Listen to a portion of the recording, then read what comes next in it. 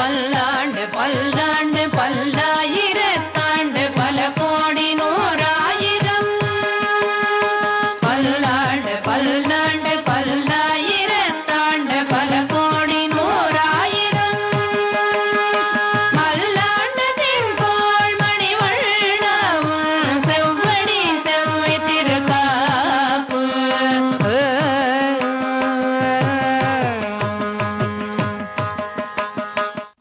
अस्मद्गुरुसमारम्भां यतिशेखरमध्यमां लक्ष्मीवल्लभपर्यन्तां वन्दे गुरुपरम्पराम् ஆழ்வார்கள் வாழி அருளிச் செயல் வாழி தாழ்வாதுமில் குறவர் தாம் வாழி ஏழ்வாறு முய்ய அவர்கள் உரைத்தவைகள் தாம் வாழி செய்யமறை தன்னுடனே சேர்ந்து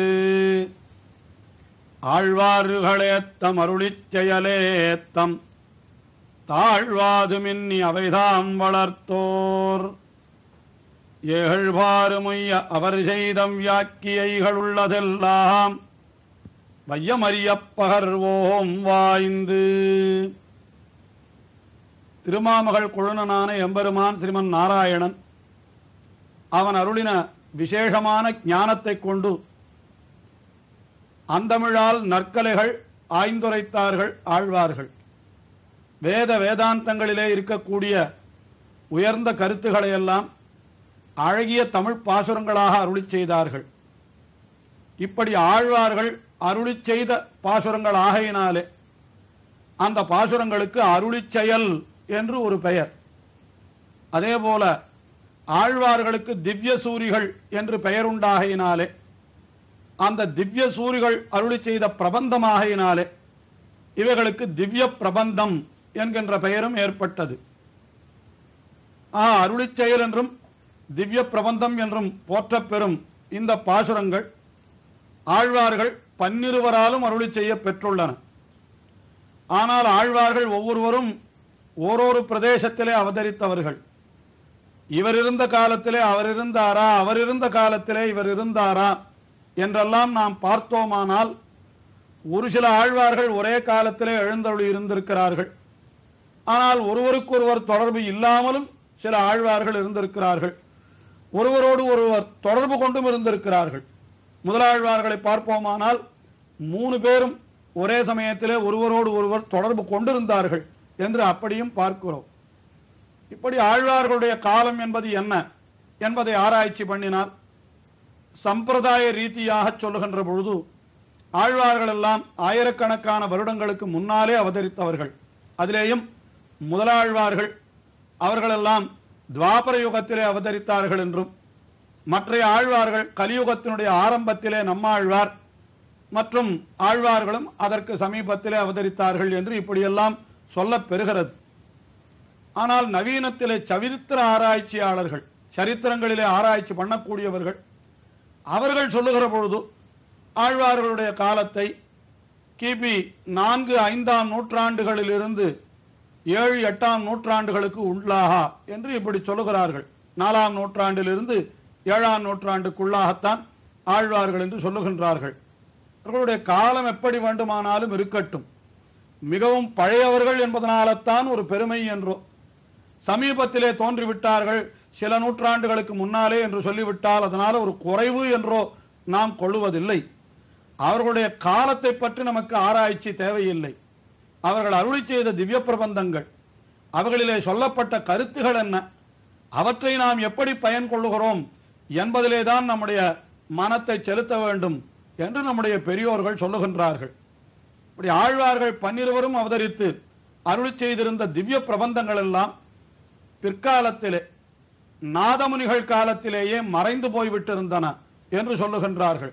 நாதமுனிகள் என்கின்ற ஆச்சாரியர் 10ஆம் நூற்றாண்டினுடைய ஆரம்பத்திலே, அதாவது 9ஆம் நூற்றாண்டினுடைய பிற்பகுதியிலே 10ஆம் நூற்றாண்டினுடைய ஆரம்பத்திலே என்று சொல்லும்படியாக இப்படிப்பட்ட காலத்தைச் சேர்ந்தவராக நாதமுனிகள் என்கிற ஆச்சாரியர் பார்க்கப்படுகிறார்.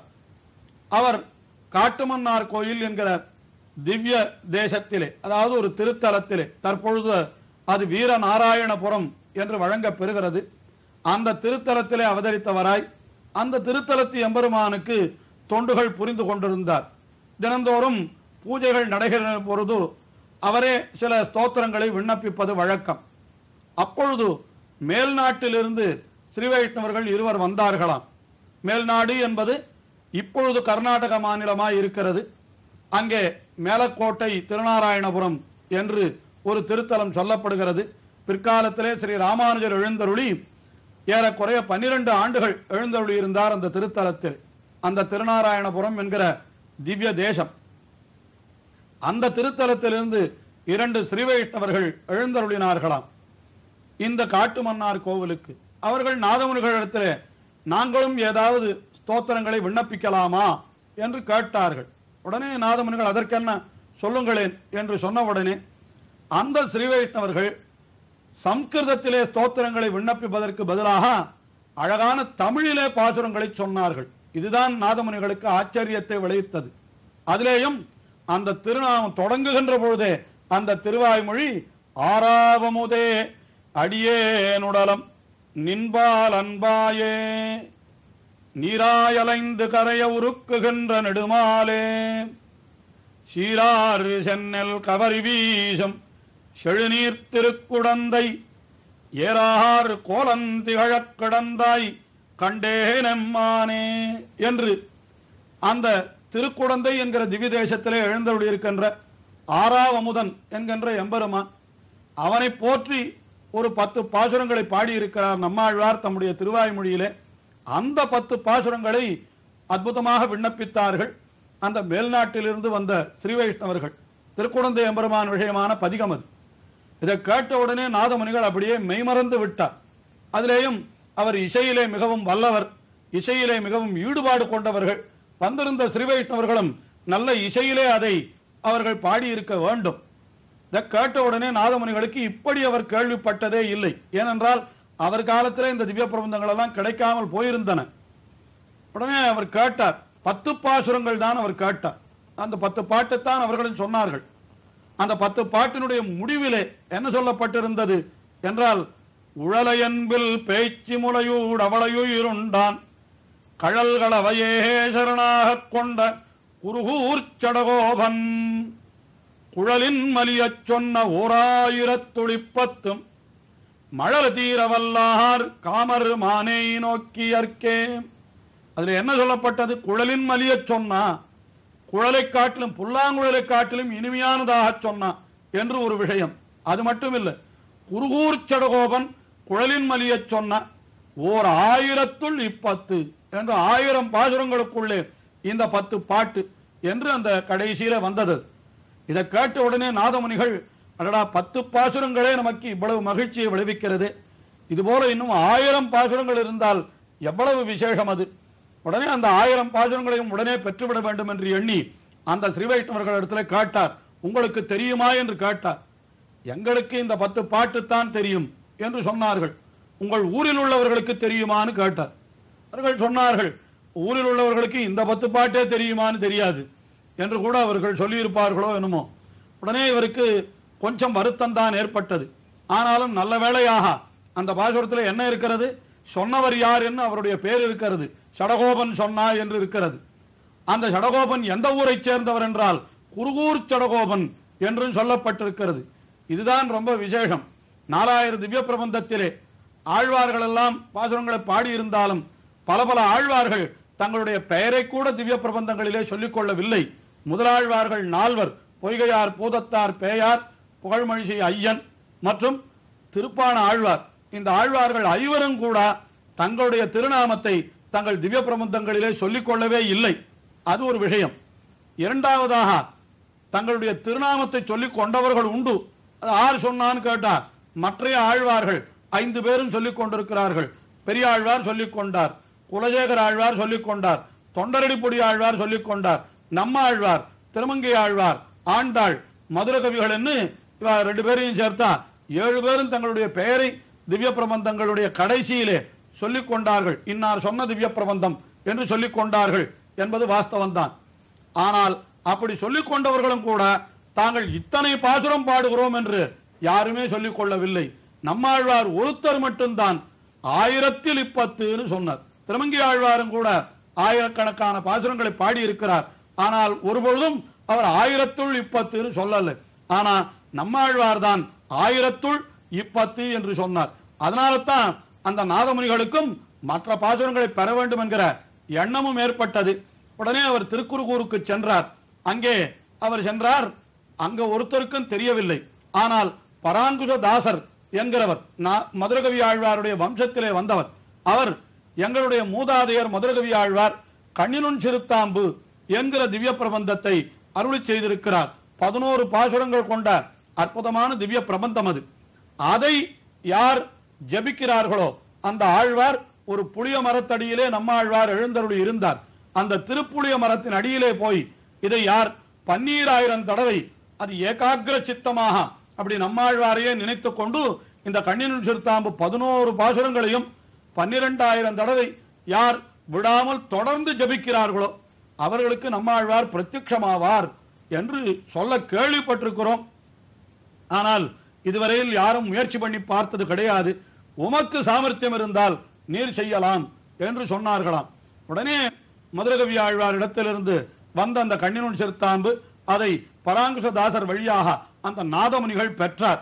பெற்றவுடனே அவர் அந்த திருப்புலி ஆழ்வார் அடியிலே அமர்ந்து ஏகாகிர சித்தமாக 12000 தடவை, அதெல்லாம் ரொம்ப சிரமமான காரியம்.